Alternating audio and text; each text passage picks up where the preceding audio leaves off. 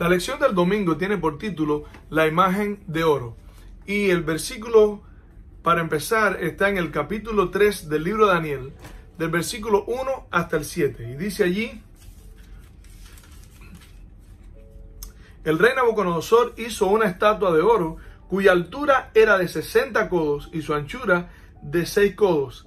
La levantó en el campo de Dura, en la provincia de Babilonia.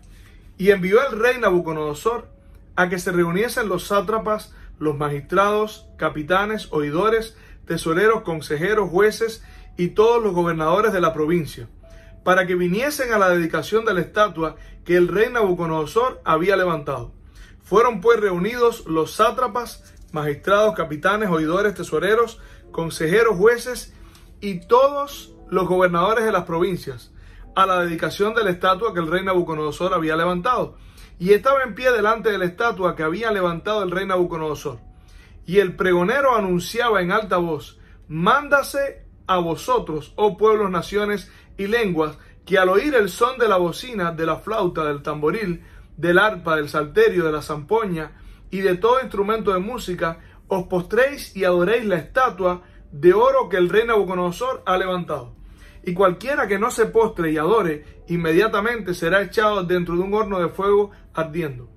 Por lo cual, al oír todos los pueblos el son de la bocina, de la flauta, del tamboril, del arpa, del salterio, de la zampoña y de todo instrumento de música, todos los pueblos, naciones y lenguas se postraron y adoraron a la estatua de oro que el rey Nabucodonosor había levantado.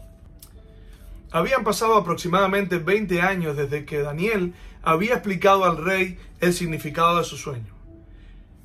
En el momento en que los sátrapas, los astrólogos, los magos y los hechiceros no pudieron develar al rey el significado del sueño, Dios envió a su siervo para que pudiera explicar al rey que después de su reino vendría un reino inferior al suyo y otro reino inferior y otro reino que sería como hierro, y ese reino se dividiría en 10, y en los días de esos 10 reyes el Dios del cielo levantaría un reino que no sería dado a otro pueblo. Pero habían pasado los años y ahora, en lugar de haber algún tipo de señal de que el imperio babilónico iba a pasar e iba a ceder lugar a un imperio inferior, el rey se había hecho más fuerte. Tenía un nivel de influencia mucho mayor, no solamente en sus súbditos, sino en todos los reinos del mundo.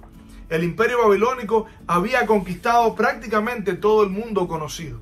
Entonces, el rey comenzó a coquetear con la idea de que tal vez la profecía no tenía que cumplirse así. Y para desafiar a Dios y el significado del sueño anterior, ahora el rey manda a sus súbditos a levantar una estatua, pero a diferencia de la estatua del sueño, que era oro, plata, bronce, hierro y los dedos mezclados de hierro con barro cocido. Sin embargo, ahora el rey manda hacer una estatua que sería completamente de oro, representando así que los planes y los propósitos de Dios con los reinos de este mundo no se iban a cumplir, porque probablemente el rey iba a hacer que su reino durase por los siglos de los siglos. Aquí vemos que sucede algo parecido a lo que sucedió cuando Nimrod, dirigiendo a los hombres de aquel tiempo, levantó la Torre de Babel. Que el resultado, por cierto, fue que ellos fueron dispersados con lenguas diferentes. Algo muy significativo es que cuando el Espíritu Santo viene a la vida, sucede lo que sucedió en Hechos capítulo 2, donde dice que los hombres, cuando el Espíritu Santo descendió, a diferencia de la Torre de Babel, fueron unidos, tenían todas las cosas en común y además hablaban un mismo lenguaje.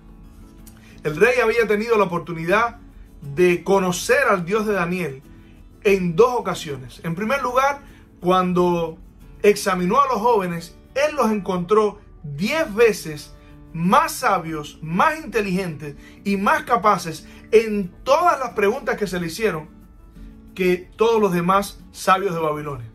El otro momento cuando él tiene la oportunidad de conocer al Dios de Daniel es cuando Daniel le interpreta el sueño. Pero es muy interesante porque Daniel no solamente le dice el significado del sueño, Daniel también le explica cuál fue el sueño Y no solamente eso, sino que Daniel también le dice cuáles fueron los pensamientos previos que el rey tuvo antes de que se acostase a dormir. Los seres humanos pecaminosos se resisten a la idea de que los bienes que han conquistado en este mundo están condenados a desaparecer. Y no solamente eso, ellos mismos están condenados a desaparecer, y las cosas por las que lucharon, ¿para quién quedarán? Los seres humanos tienen dentro de su corazón una tendencia que la Biblia explica que es una especie de repulsión hacia Dios. No queremos ser gobernados por Dios. No queremos darle a Dios el lugar que le corresponde. No queremos que Dios nos diga qué hacer o cuáles son los planes que Él tiene para nuestra vida, porque nosotros tenemos nuestros propios planes. Nosotros tenemos nuestros propios sueños. Engañoso, dice la Biblia, es el corazón más que todas las cosas, y perverso, ¿quién lo conocerá? Todos nosotros muchas veces llevamos muy dentro pequeños Nabucodonosores, cuando el orgullo se apodera de nuestra voluntad y hace que rechacemos los planes y los propósitos que Dios tiene para nuestra vida, no solamente porque Dios esté trabajando en nuestra vida, dicho sea de paso, sino que las cosas que Dios está haciendo también tienen la intención de salvar a otras personas que vendrán detrás de nosotros. Mi pregunta es, ¿cómo podemos aprender a no caer, incluso de maneras muy sutiles, en la misma trampa que Nabucodonosor? Espero que puedas darle respuesta a esta pregunta. Que Dios te guarde.